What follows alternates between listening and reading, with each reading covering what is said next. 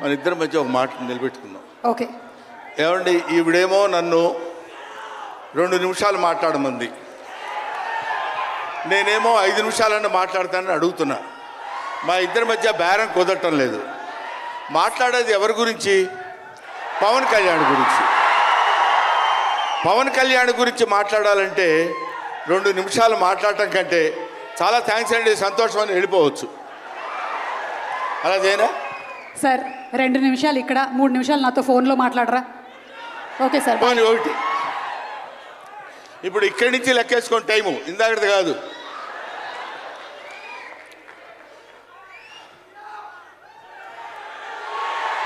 ఇక్కడ వాళ్ళు అలాగే అంటారు కానీ నేను 15 నిమిషాలు తీసుకుంటా టైం. నా సంగతి నాకు తెలుసు. పవన్ కళ్యాణ్ గారి గురించి నేను ప్రత్యేకంగా చెప్పాల్సిన అవసరం లేదు. ఆయన మానవత్వం పరిమళించిన మంచి మనిషి.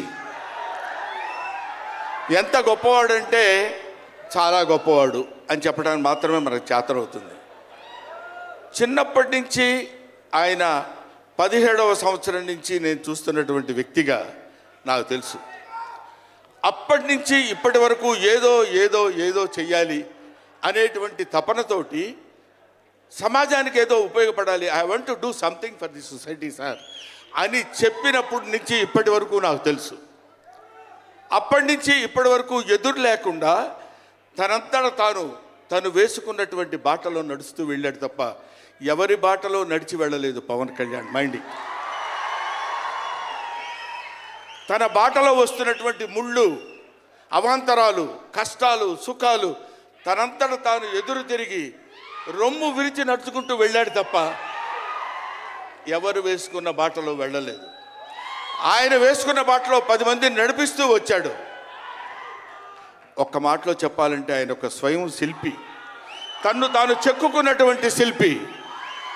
హీస్ ఎఫర్ట్ పెట్టి కష్టపడి పైకి వచ్చిన వ్యక్తి కాదు, హీస్ డెస్టినేషన్. నాకు తెలిసి ఆయన జీవితం ఒక అద్భుతమైనటువంటి సౌందర్యవంతంగా కళాకృతిగా తీర్చిదిద్దినటువంటి వ్యక్తి.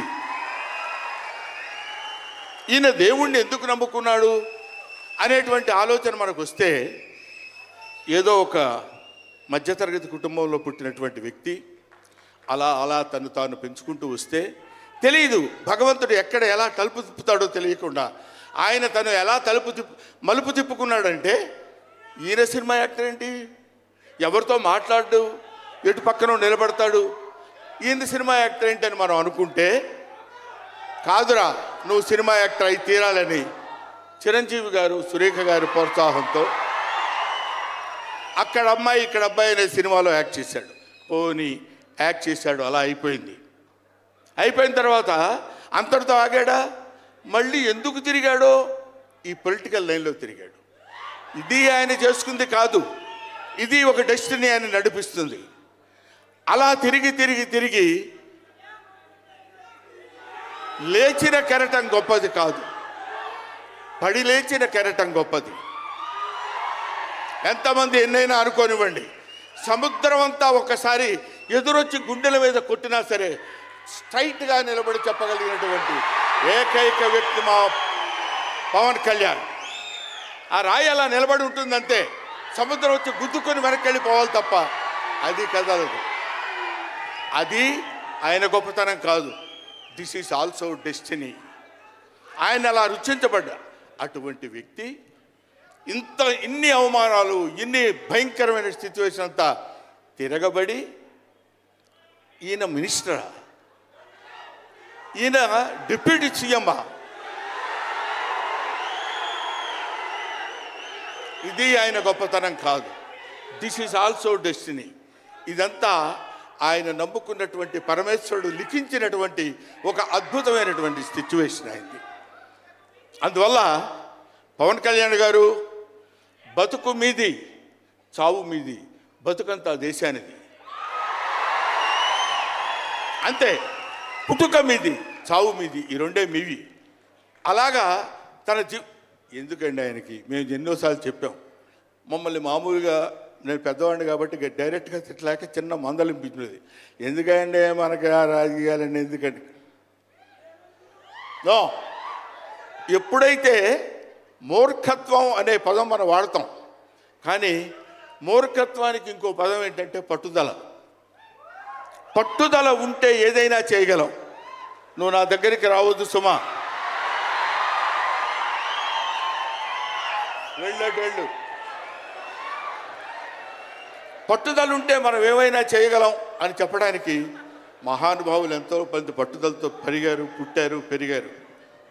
ఒక లాల్ బహదూర్ శాస్త్రి పట్టుదల, ఎడం చేత్తో కుడి చేత్తో పుస్తకాలు పట్టుకొని ఎడని చేత్తో గంగానది ఈదుకుంటూ వెళ్ళి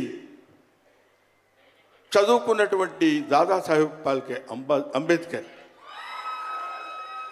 ఆయన పట్టుదల. ఎంతమంది చెప్పినా వినకుండా నేను I want to know the truth అని చెప్పినటువంటి రమణ మహర్షి పట్టుదల, రామకృష్ణ పరమహంస పట్టుదల. వీళ్ళందరూ పట్టుదలతో పుట్టారు, పట్టుదలతో పెరిగారు కాబట్టే ఇవాటి వరకు ఇలా నిలబడగలిగారు. ఇప్పుడు నేను చెప్పేది, రేపొద్దున ఆయన ఎంత గొప్పవాడు అవుతాడనేది మనం నిర్ణయించలేము, మన చేతుల్లో లేదు. ఇవాళకి ఈ స్టేజ్కి వస్తాడని మనం అనుకోలేదు. ఇక తర్వాత ఏ శిఖరాలైనా అధిరోహించబోతున్నాడో అది ఆయన చేతుల్లో లేదు, మన చేతుల్లో లేదు. సకల సృష్టి స్థితి రేఖారుడైన భగవంతుడి చేతుల్లో ఉంది.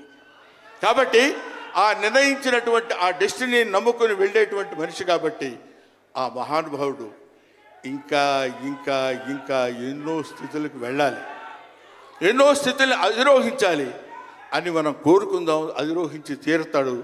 అస్తు అస్తు అస్తు, శుభమస్తు. ఇది జరిగి తీరుతుంది, ఇది నిత్య సత్యం. చాలు. ఏవయ్యా, నువ్వు పొగట్టడానికి వచ్చావా ఇక్కడికి? పవన్ కళ్యాణ్ గురించి చెప్పడానికి వచ్చావా, లేకపోతే ఆయన గురించి గొప్పగా చెప్పడానికి, ఆయన పొగట్టడానికి వచ్చావా అనుకోవచ్చు. మీకు ఒక చిన్న విషయం చెప్తున్నాను. ఆయన సంవత్సరం క్రితం చూశాను, 1 year బ్యాక్ చూశాను, మళ్ళీ ఇప్పుడు చూస్తున్నాను. మధ్యలో ఒకసారి ఏదో ఒంట్లో బాగోలేదంటే మాత్రం చూశాను. ఆయనతో ఫోన్లో మాట్లాడింది లేదు, ఆయన గురించి నాకు తెలిసింది లేదు. మా ఇద్దరి మధ్య ఉన్నది స్నేహం కాదు, ఆత్మీయత. ఆత్మీయత వేరు, స్నేహం వేరు. ఆత్మలు కలిసేటువంటి ఒక అద్భుతమైనటువంటి సంబంధం మా ఇద్దరి మధ్య ఉంది కాబట్టి మనం చెప్తున్నాం. సరే, ఇక నీ సోది ఇది ఆపబోయా. చెప్పు హరిహర వీరమల్లు గురించి.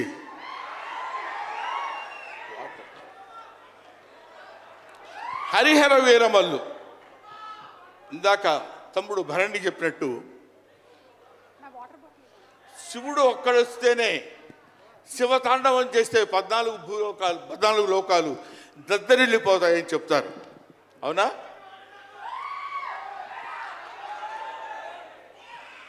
శివుడు త్రిశూలం పట్టుకొని తాండవం చేస్తే గడగడ గడగడగడ భూలోకం అంతా ఉణికిపోతుంది. అటువంటి శివుడు వస్తున్నాడు. విష్ణుమూర్తి సుదర్శనాన్ని వదిలితే ఎంతోమంది శిశుపాలు నుండి సంహరించగలిగిన శక్తి ఉంది అతనికి. ఒకడు హరుడు, ఒకడు హరి. విష్ణుమూర్తి, శివుడు వీళ్ళిద్దరూ కలిసి వస్తున్నాడు. హరిహర వీరమల్లు పేరుతో వచ్చినటువంటి హరిహర.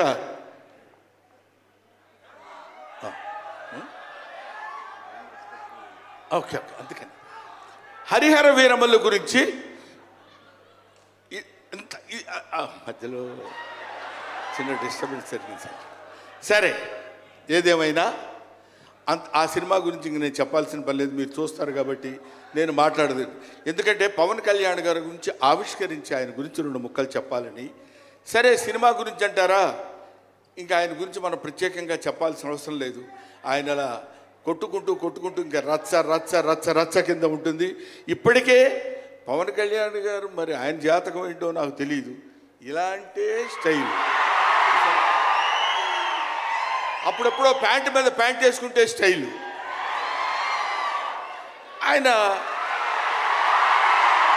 కారణ జన్ముడు కాబట్టి ఇంకా నన్ను అనవసరంగా వెనకాల జుట్టు పట్టుకొని లాక్కి వెళ్ళిపోయేటట్టుంది సుమ, మా అమ్మాయి. కాబట్టి I wish you all the best. ఎప్పటికైనా మీ ఒళ్ళో తలపెట్టుకుని ఎక్కెక్కి ఏడవాలని ఉంది పవన్ కళ్యాణ్ గారు. Thank you very much. మిమ్మల్ని ఇద్దరిని చూస్తే మాకు స్వామి నదికి పోలేదా సీన్ గుర్తొస్తుంది. Thank you so much Brahmanandam గారు. మనకి టైం రెస్ట్రిక్షన్స్ ఉన్నాయి కాబట్టి ఆ టైంలో క్రమశిక్షణ పాలించాలనేదే మా కోరిక.